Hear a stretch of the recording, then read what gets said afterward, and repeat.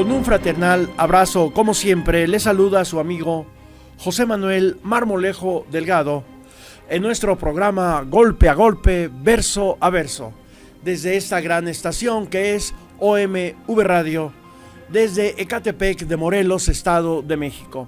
Estamos viendo esta panorámica tomada desde la parte alta del Cerro del Ejecatl. Exactamente tenemos la parte trasera de la piedra equinoccial que fue colocada ahí intencionalmente por nuestros antepasados prehispánicos, y se ve exactamente los basamentos para que detuviera esta piedra que es un marcador cósmico.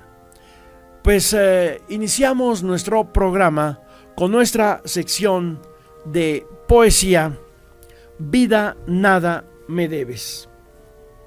Continuamos exponiendo los conceptos de Celso A. Lara Figueroa, expresados en su artículo La décima y la copla en la Poesía Popular de Guatemala, publicado en 1979 en la revista Folclor Americano.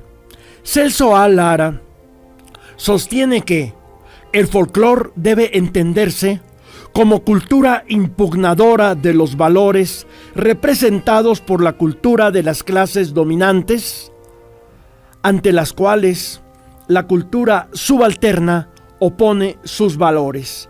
Esta impugnación, que puede ser consciente y explícita o inconsciente e implícita, es objetiva de los fenómenos folclóricos a diversos niveles, entre los que cabe destacar los siguientes: impugnación inmediata con rebelión frente al statu quo, impugnación inmediata con aceptación del statu quo e impugnación implícita por posición. En los dos primeros casos, el fenómeno folclórico asume una forma explícita de rebelión contra los valores de la clase dominante. Es una impugnación directa e inmediata en los cantos tradicionales de protesta, cuentos, poemas, leyendas populares y en algunas formas del teatro folclórico. Pues ahora habremos de decir para ustedes un poema intitulado Cobardes. Cobardes. ¿Has visto actuar a los cobardes? En grupo te retan, te amenazan, te insultan y hablan escandalosamente, pero solos con sus manos solas, solos con sus cerebros solos, solos con sus flacos espíritus solos. Ah, solos, cómo lloran los cobardes. Pero no es llanto genuino. Las lágrimas verdaderas valen. La madre que pare cobardes derrama mucha mierda por delante y por detrás. ¿Acaso ni es madre? ¿Tendrán madre los cobardes? Los que hablan y corren, los que te ofrecen la hostia, los que escriben mancillando la letra, y los que violan, y los que enjuician. El cobarde, por definición, es un ser inferior, condenado de antemano primero al repudio y después al olvido. Madres, ya no paran cobardes. Pues es la poesía de México, la poesía del alma. Ahora seguimos con nuestra temática sobre la guerra cristera. Hemos dado seguimiento en nuestras anteriores emisiones al libro Pueblo en Vilo de Luis González sobre la incorporación de la gente del pueblo de San José de Gracia en Michoacán a la lucha cristera. Y dice así: San José y la región empezaron a ser atacados con bombas desde aviones del gobierno, las cuales causaron estragos. En enero de 1929, las noticias eran sumamente desalentadoras para los cristeros. El arzobispo de La Mora pidió a los cristeros que entregaran las armas, pero el general Enrique Gorostieta llegó a la zona, escoltado por Anatolio Partida, con un plan de reorganización que se puso en marcha. El 5 de febrero, Anatolio partió hacia San José y el padre Federico a la región de Don Prudencio, pero los ataques de las tropas federales fueron durísimos. Sin embargo, la lucha cristera continuó. El general José Gonzalo Escobar se levantó en armas el día 9 de marzo en contra del gobierno de Emilio Portes Gil e hizo pactos con los cristeros. En Michoacán, la cristiada recobró fuerza, apoderándose de Tepalcatepec el 4 de mayo. Aunque no fue una victoria duradera, siguieron otras como las del Talayote, a orillas del lago de Chapala. La cristiada, dice Luis González, alcanzó su apogeo en la primavera de 1929. Tras de un triunfo cristero, un jefe federal dijo al general rebelde: usted ganó porque manda hombres con verdaderos ideales. Yo mando una bola de cobardes que no sirven para nada. Enrique Gorostieta ya comandaba en el occidente a 25,000 hombres armados, y los cristeros estaban a punto de lograr un acuerdo con José Vasconcelos, el candidato antireeleccionista que iba avanzando mucho en la preferencia electoral en aquel entonces, por lo que el embajador Morrow, Calles y Portes Gil apresuraron el modus vivendi, el acuerdo con la jerarquía católica para restarle fuerza al candidato antireeleccionista José Vasconcelos. En tanto, el 11 de junio cayó muerto en una emboscada el general Enrique Gorostieta, situación que alegró mucho a los jerarcas católicos, pues ese hecho aligeraba la posibilidad de un acuerdo con el gobierno.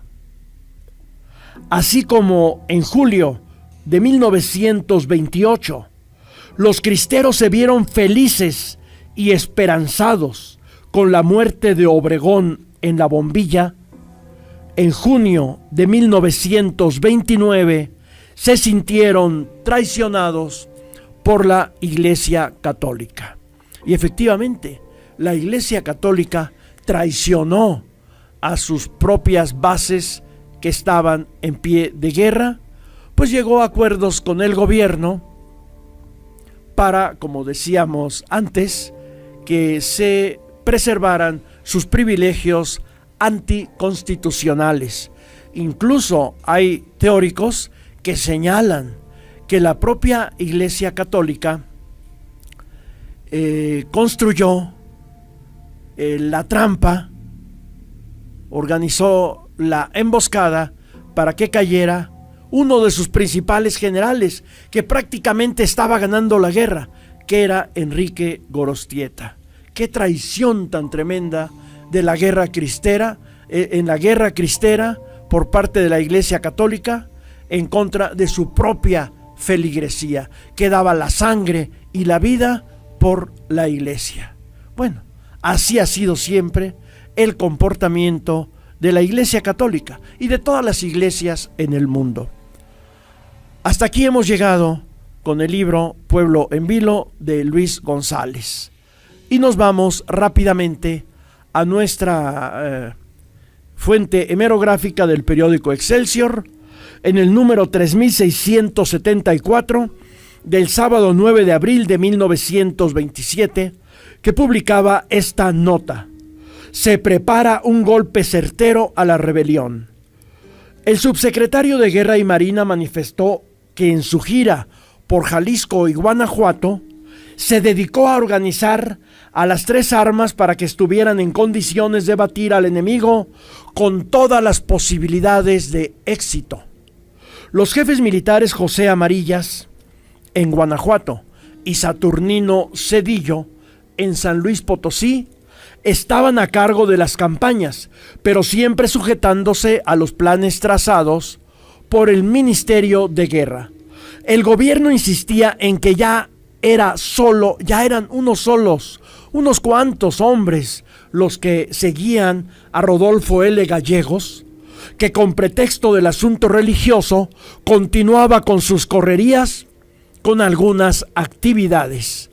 El secretario aseguraba que fueron los católicos quienes obligaron a Gallegos a asaltar el tren de Laredo, pero que eso ya no sucedería, pues las fuerzas federales ejercían vigilancia extrema en las vías férreas. Estimaba que eran los caballeros de Colón los que estaban incitando a la rebelión en esa zona. En Jalisco prevalecían algunas partidas de sublevados, encabezadas por el presbítero Angulo y otros sacerdotes. A diario se batía a las gavillas cristeras. Bueno, los cristeros se ensañaron con las vías férreas, con las líneas telegráficas, con las estaciones de los trenes. Otra nota del periódico Excelsior es la siguiente: los propagandistas rebeldes consignados a la autoridad. Estaban siendo aprendidas las personas que hacían circular rumores falsos en contra del gobierno. Tal fue el caso del licenciado J. Miranda de San Francisco del Rincón, Michoacán, enemigo del gobierno y vigilado desde hacía tiempo, junto con otros sujetos que llevaban a cabo esa labor, incluso enviando telegramas. Fue puesto a disposición de las autoridades militares, que lo consignaron ante los tribunales de distrito por el delito de sedición, que está perfectamente definido. Eso se proyectaba hacer en toda la República. Pues de estos temas y muchos más continuaremos hablando para ustedes en nuestro próximo programa de Golpe a Golpe, Verso a Verso. En nuestras próximas sesiones repetimos, que el tema de la cristiada es de una importancia fundamental para el México actual. Pues muchas gracias por su atención en esta gran estación que es OMV Radio, en nuestro programa Golpe a Golpe, Verso a Verso, desde Ecatepec de Morelos, Estado de México. Se despide de ustedes su amigo José Manuel Marmolejo Delgado.